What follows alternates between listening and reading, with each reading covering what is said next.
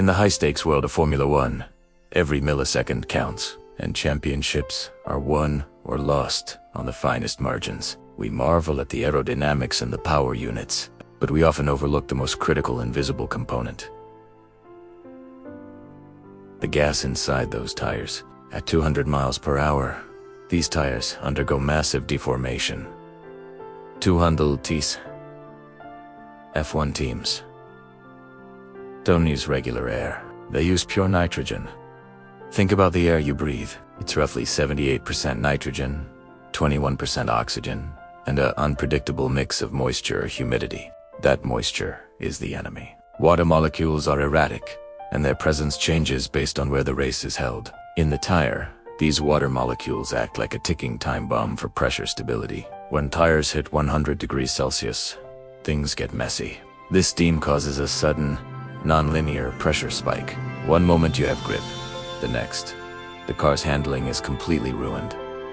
Nitrogen is different.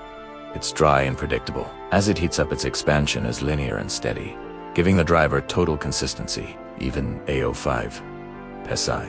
Difference can be the gap between a podium finish and a DNF. But there's a molecular reason for using nitrogen too.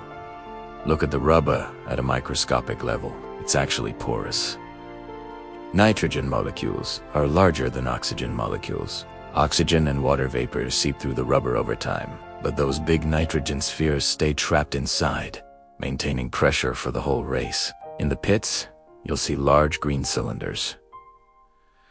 This isn't just for tires. It powers the high-speed pneumatic wheel guns used in pit stops. By removing oxygen, teams also prevent the internal oxidation of the wheel rims and reduce the risk of fire during a high-heat tire failure. So, should you rush to the shop to put nitrogen in your daily driver? Well, unless you're chasing lap times in a Ferrari, it's probably overkill. For your road car, regular air is fine. But for the pinnacle of motorsport, nitrogen is the silent hero of performance. Stay tuned for more engineering deep dives.